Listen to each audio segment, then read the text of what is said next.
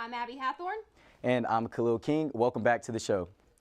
So Abby, I didn't quite get a break. I was here with my team, grinding, preparing for my next game.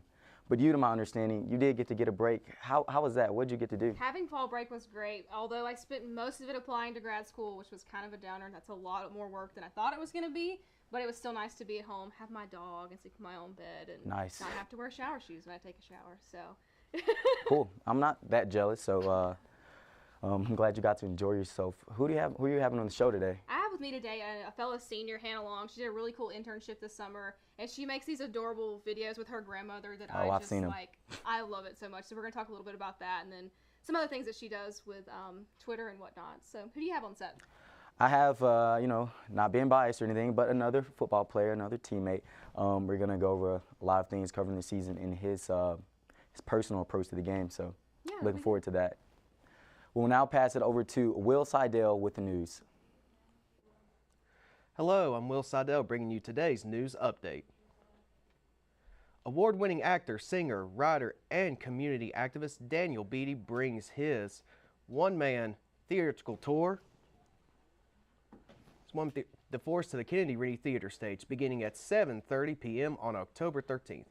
Emergency is an award-winning one-man play in which Beatty portrays 43 different characters. Tickets are free to students, faculty, and staff, so please come on out. You will not want to miss this. Results of the Special Senate election are in. With that being said, here are the results. First-year residential, Michaela Hardesty. Second-year residential, Jared Basiro. Third-year residential, Allie Pollard. And fourth-year residential, Scott McCoy. Congratulations to them all. Replicas of the E&H car that raced this past spring at Bristol Motor Speedway are now on sale at the Merck Bookstore. Don't miss the opportunity to own this rare piece of history, which is an awesome collector's item as well as a great gift option. Be thinking of whom you or your group would like to nominate for Homecoming King. Greek Council's elected board meeting will be taking nominations from October 9th to the 12th. Make sure you turn your forms to Kyle Cutshaw.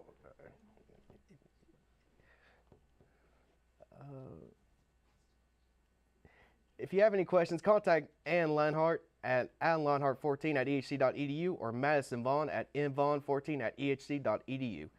If you have any information you would like to share with me to broadcast, you can come email me at waseidel16@ehc.edu or tweet me at thelastwill10. That's all I have for you guys today. For News Update, I'm Will Seidel. Hello and welcome to this feature interview. I'm Abby Hathorn. I have a brilliant writer, podcast enthusiast, and fabulous tweeter on set with me today. In her spare time, she makes videos with her sweet, sweet grandmother, and she recently had an internship in Washington, D.C. Welcome to the set, Hannah Long. Oh, thank you for having me. So first of all, let's just talk about how you came to Emory. I know that we both were transfer students. We both came in kind of like, as juniors. So what was how did you find Emory and Henry? Well, the main thing was that I'd visited here before. I did some music stuff here when I was a kid. I just loved the campus. I thought it was so pretty. It was close to home, which was a big thing for me. And some of the scholarships that were offered were really helpful financially. So those were kind of the main reasons that I applied here first. Also I was interested in mass communications because I wanted to be a journalist. And I'd heard good things about the program. So yeah, and I know when you were homeschooled and all the things that you were doing with that, how did journalism kind of come into play with your career, even at a really young age? What was one of the first things that you did to kind of integrate yourself into that mass communications world? Oh, well, when I was a kid, I loved to write all sorts of different things. I started maybe when I was 9 with just sort of dorky detective stories with my brother. A little later, I eventually started my own, fake newspaper. I was the original fake news, actually. It was called the Rambleshack Review. And, I would write sort of fake news stories about things that were going on in my family. My grandmother was a famous jewel thief, and my brother was, whatever. So I was interested in news very early on, and later on I started kind of watching the real news, watching current events and politics, and getting interested in all of that. So all of those things sort of led me to blogging, and blogging led me to an interest in news as a business and doing that as a career. So yeah, and I know your family really plays a big impact with not only how you got to what you're doing today, but also still what you do. So tell me a little bit about your grandmother. Not the videos, but just your grandmother, because you know I'm obsessed with her. Oh, yeah, she's great. So my grandmother is Mary June Long. Hey, Grandma, if you're watching. She lives locally, and she's great. She actually turned 84 this week. It's her birthday. She keeps busy. She's always going to the wellness center and helping people out with stuff. She's one of the sweetest people I know, and I just have an immense amount of respect for her. She's, especially for her age, she's always out and doing stuff, trying new things, and that's kind of part of what we do. She's always really, really hip with whatever crazy things I have in mind, and from just, videos to any number of things. We're really good buddies. So yeah, that's sweet. I have a relationship like that with my grandfather, so I totally understand. Now, how in the world did you get your grandmother to start making YouTube movie reviews with you? Well, I didn't really ask. I just kind of stuck a camera in her face. That's how you know I'm right for the news. We had been watching, let me see, we were watching The Lord of the Rings for the first time. I was getting her into stories. I'd started out, she was bored, and with a lot of the really cheesy romance novels that she had been reading for the last 80 years. And I'm like, here's Jane Eyre. Just try it. So we moved on from there. We eventually moved on to more pop culture stuff, movies. They moved a lot more quickly. She didn't have to sit down and read the whole thing. So she liked that. She's like, yeah, get to it. And we eventually moved on to The Lord of the Rings, which finally she was really getting into. She's like, this is an amazing story. I love it. And by the final movie, she was just loving it so much that I'm like, okay, I've got to capture this, because I've been tweeting about it. People were just really loving hearing her reactions to things. One of the great things about my grandmother is she's so Appalachian. She's grown up in this area. She totally sticks with all of those little idioms and turns of phrase, and so just the way she describes things has the real soul of this area, and it's so cute. So we did our first video about that, and it was just terrific, and we haven't stopped. It's been, I don't know, a few years now. So yeah, that's a lot of fun. I know a recent one that you've done, but it's unpublished. I'm glad I got a little sneak preview of it. Was the Pirates of the Caribbean, and you did a photo shoot with your grandmother. We correct? did, yes. My sister is a photographer, so she'll rig up a white sheet behind us. It's very low budget, and then we'll dress up or do any number of crazy things to kind of put on the covers, and we do all of that through my my YouTube channel for the Pilgrims podcast, which I do with my dad. Yeah, those have been just a lot of fun, and all the things that we're trying to get a little bit more professional as we go along. So yeah. So tell me about the podcast with your dad. I know, like, we've talked about podcasting classes that we've had together in the past, and it's something that you've been working on since you came to Emory, right? Yeah, that's, well, before even. It's been, I think, 3 years now. We started out just reviewing movies. We started out with The Godfather. And it's very low-key, low-budget. We'll kind of crash on the couch with my laptop and some Milk Duds and, talk movies and politics and culture from a particular religious and political point of view, kind of talk current events a little bit. And so that's been a lot of fun. We're just kind of getting back into that after this summer.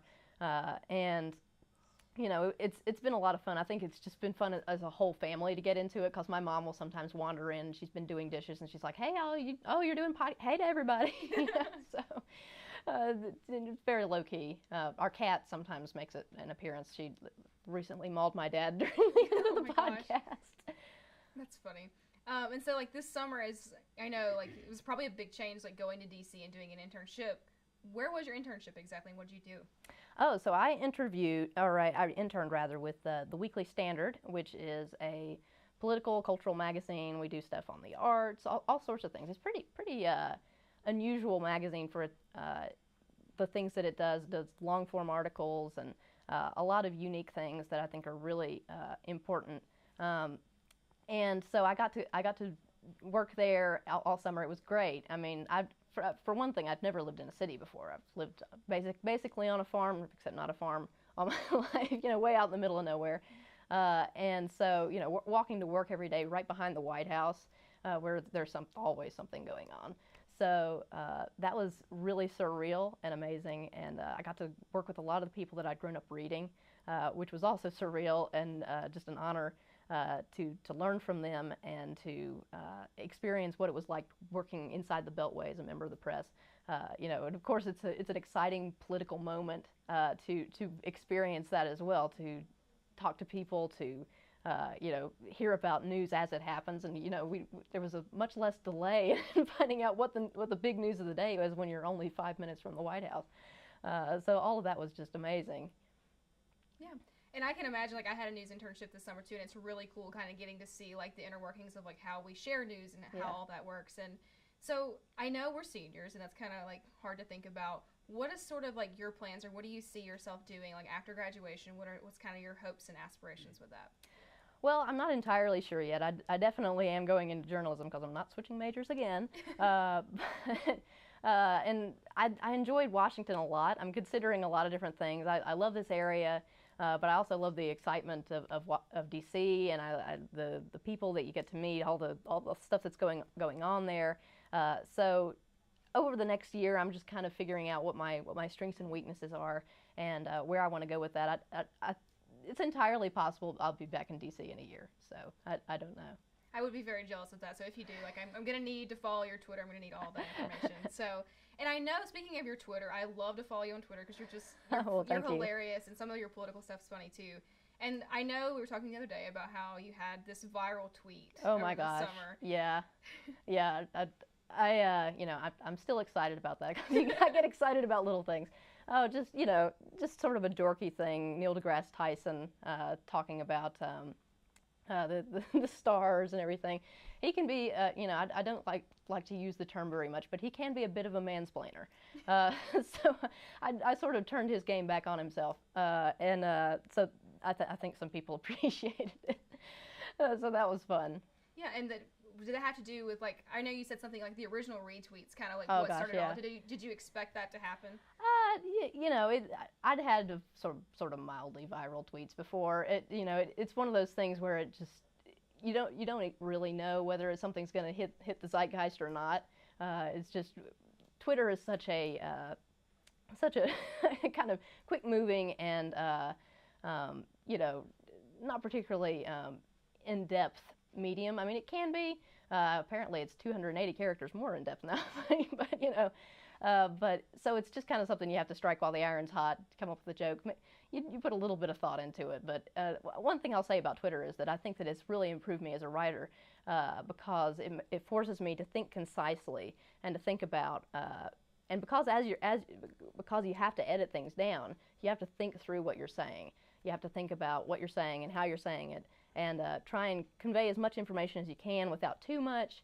And so it's really helped me as a communicator, Twitter, as well as it's a great networking opportunity. Basically, Twitter these days is where all the journalists hang out. So that was how I got this internship, how I met a lot of the people that I work with now, a lot of friends on there, really, really good friends that I've met through Twitter. And it's really great for me as a writer, too, because I really communicate much better, I think, online in some ways, because I'm a bit of an introvert, so. Yeah, there's nothing wrong with that, though. That's part of mass communications. We have to be able to commute in all these different ways. And that's one thing that's really great about, like, Twitter is kind of open up all these doors for you and everything. But thank you so much for joining me on the set today. Oh, well, thank you for having me. Yeah, and now I'm going to toss it over to this week's Out and About.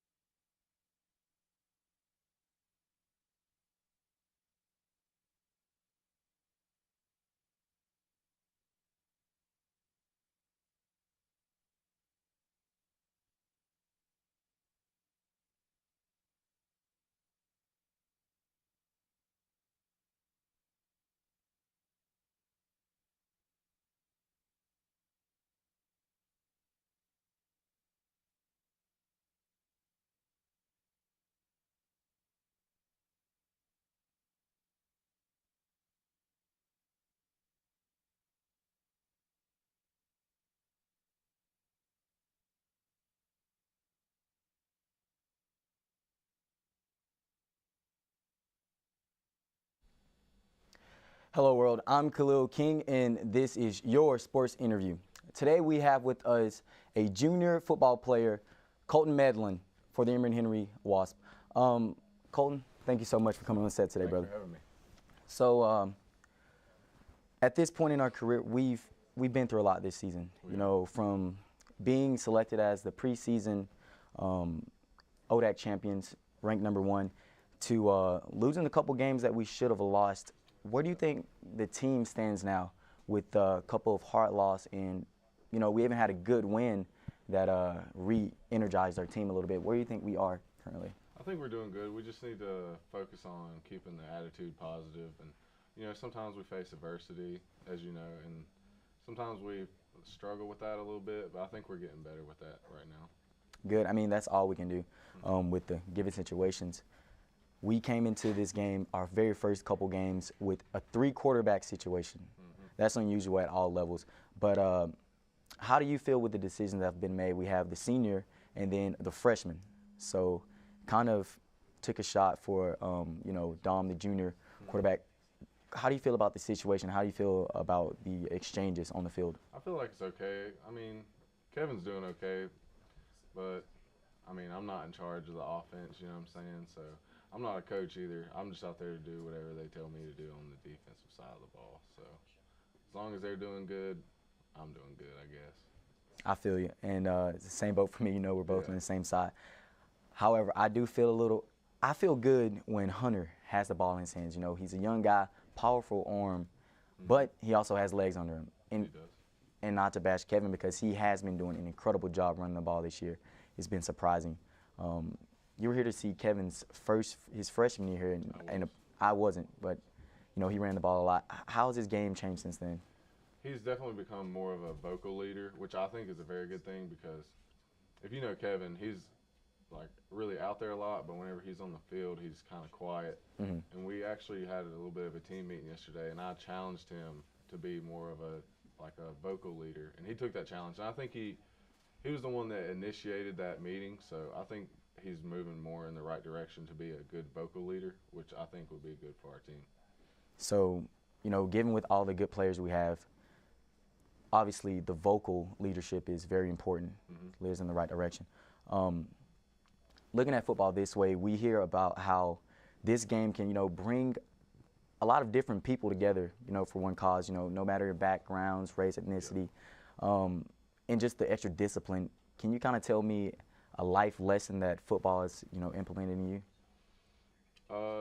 Never to quit, because, well, actually I got injured last year, torn ACL, and I did like a lot of contemplating about that. Should I come back? Should I not?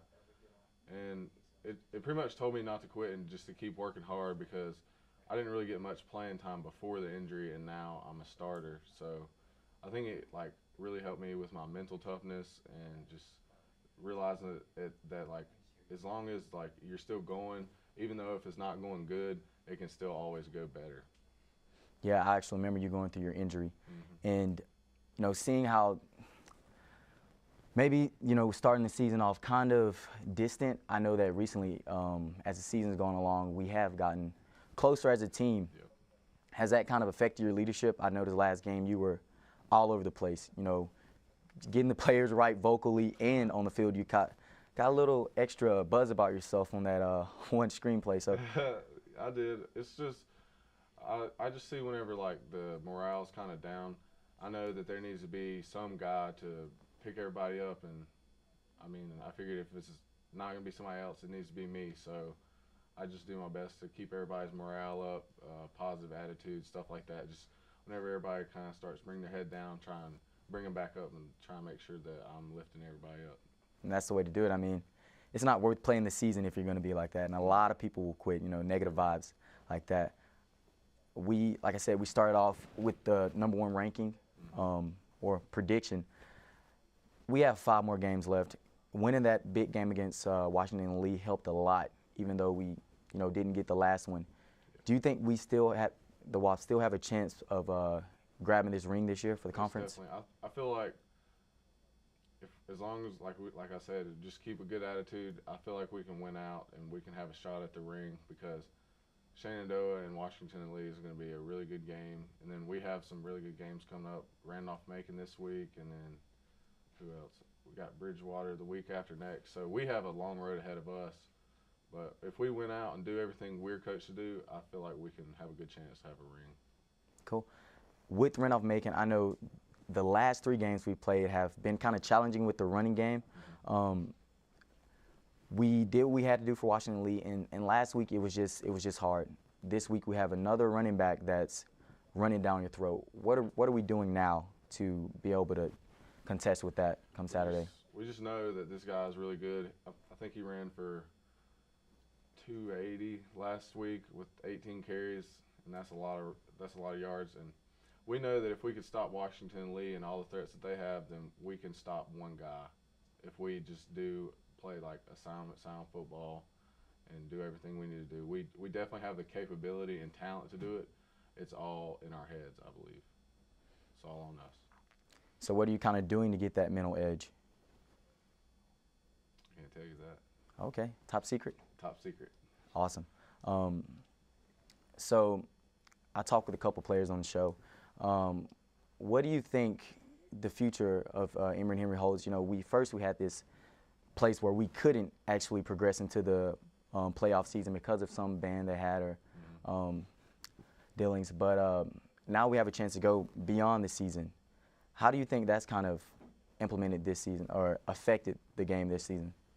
I feel like everybody's reaching for playing an extra game that we don't have guaranteed, but we just need to focus on the task at hand, which is beating Randolph-Macon right now. Because I feel like coming into the game last week, we were kind of already talking about, well, if we win out, we'll be able to go to the playoffs, blah, blah, blah. And we kind of got too ahead of ourselves, and that's why we lost. We just need to focus on this week, this Saturday at 1 o'clock in Richmond. Cool. Were you injured? Weren't you injured last year when we played Randolph-Macon? Yes, I was out. What are some emotions going into this game? I don't know, from a revenge standpoint or an opportunity standpoint of getting to actually, you know, affect the team in a positive way for this game? Every game for me is a big game because like a catastrophic injury like I had is catastrophic, as people would say. I didn't think it was that bad, but I just want to go out there and prove to myself the most that I can go out there and do what I know that I'm capable of doing. So, like, every time I step on that field, I know that I'm capable of doing whatever I want. It's just that I need to do that, if you know, like, what I'm getting at. Yeah. We play as a team, but the individual assignments are tremendous, so we have to do our part. I know this Coach Newsom kind of has been a little bit harder on himself lately from, you know, admitting to a couple of things that, you know, he didn't do so well, and he's taking ownership for that. I feel like the team kind of feels that they owe it to him. They kind of lift his spirits up to get him this ring and show him that, you know, we all make mistakes, but we're going to be okay. Yeah. Where do you feel the team's going in that direction? I feel like we're just all trying to come together as one instead of being individuals. Like, whenever Coach Newsom told us that he messed up a few times, we want to focus on bringing him into the team because he is a part of the team too, just like all the coaches. We just all need to be together as one. And I feel like if we're all together as one, we can be more successful than if we're all spread out as individuals. Exactly. I feel like the one thing that's really helping everyone really invest into the team and buy out is the family aspect of it. I was actually discouraged about a week ago, and then I saw how our team came together as a unit, and I'm like, there's no way I can, you know, leave. It's just because of how the team came together. So what do you think? What do you think is responsible for that? I don't know. It's just, I guess, just practicing every day and seeing each other every day and going out there and working. You know, like, don't want to be out there doing it for no reason, obviously. So yeah, get the win, I guess. Yeah, I know you're a junior on the field. You're a senior in the class. Yeah. Are you going to use this extra year? Okay. Yes. And you're going to extend this, so you'll be for a different semester. Yeah. What do you kind of see yourself doing after football is over? Like, after I'm done this season, or like this season, or after NFL? You know, I don't know your future. NFL, but what do you see yourself doing? After I'm done playing football, I want to be a coach. So probably hang around the coaching staff and try and pick some things up from them. Like, even throughout the season, I'm always like paying attention to what they're doing, so I can like look and see what I would do if I was in the same position there and if I was a coach, you know. So I'm always taking mental notes. But after football season, I'll probably hang around Coach Robertson a lot and try and learn from him because he's a pretty smart dude. Yeah. Also a stud. You wouldn't expect the personality he has, but I definitely appreciate it. Great guy. Almost has that big brother sense to him. But that's all I have for you today. Thank you so much for coming on the set. Thank you. And thank you for watching. Come back next week. I will now pass it over to Luke Montevallo with a sports update.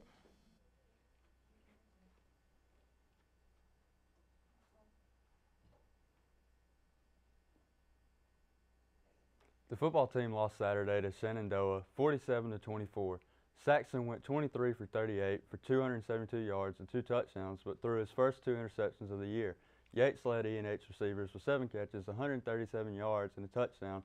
Puccio had 5 Volleyball went with a 6-game losing streak until they defeated Raggett 3-0. Women's cross country placed 5th in the Piedmont Cross Country Invitational. Freshman McGuire cross country finished 4th in the Piedmont Cross Country Invitational. Junior Austin Tolbert took 9th overall at a time of 27:56. Austin would also go on to win the ODAC Men's Cross Country Runner of the Week award.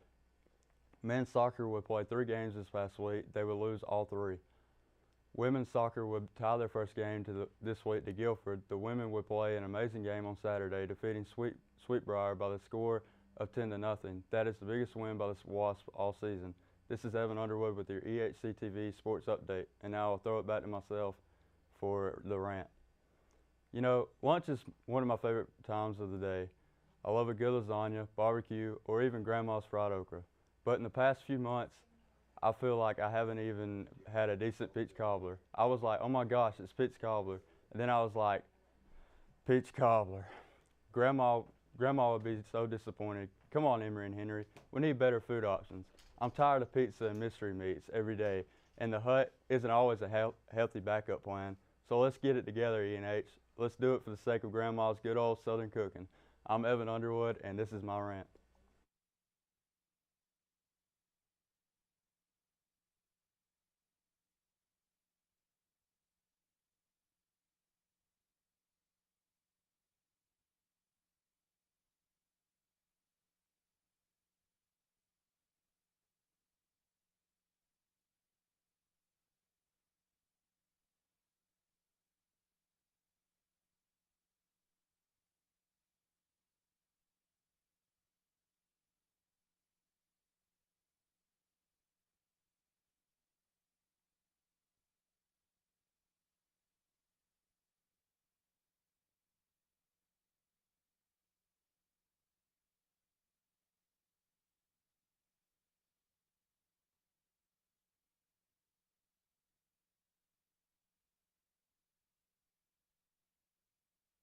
Hey everybody, I'm Maddie Gillespie, and welcome to this week's installment of Ehctv's revival of Tweet, Pray, Love. Every week I get on Twitter and post an off-the-wall hashtag topic, and it's up to you, the Emory and Henry community, to come up with some fun material for me to use on the show. With the help of the Peanut Gallery, we plan to bring your opinions to the forefront of fame, and yes, that means local TV.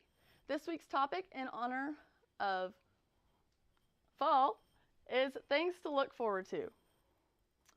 Alrighty, let's get started. Livy Martis said she's looking forward to homecoming and having more breaks in the future. Oh yeah, me too. Alex Rose said that she's looking forward to running of the bulls and greeting your new family. Yay! Katie Graves said she's looking forward to E&H's homecoming in less than 2 weeks. Taylor McMichael said she's looking forward to BTI this Friday, and she can't wait to see everyone run to their new forever homes. Yeah. Alex Vance also said she's looking forward to the mac and cheese at the Simply to Go. That's what I'm talking about. And Abby Hathorn said she's looking forward to graduation. Yes. That's all I have for you today, guys. I'm Maddie Gillespie, and thank you. This is Tweet, Pray, Love. So Khalil, all the football players you've had on, it's really interesting to learn more about what's kind of going on with everybody is on an individual level. I don't know about the individual level. We're trying to get rid of that as a team. So that's actually our focus right now. Colton's a great guy, and like you've heard, he stepped up as an individual for this team with leadership and everything. But we're coming together as a team, and so it was really good to just confirm that with him today. Yeah. Now you and Hannah, now she's a special girl, she's a special cat. I just started a YouTube channel, so I'm paying close attention to your interview, and I may have to have some private conversations. But yeah, Hannah and I transferred here together, so like we've been friends for a while, and it's just really interesting, like seeing how people grow and like how we're all getting ready to graduate. She's done like so much with everything, and I love her relationship with her grandmother because it just warms my heart. So yeah. Well, this has been your weekly episode of Ehctv. I'm Abby Hathorn. I'm Khalil King. Join us next week.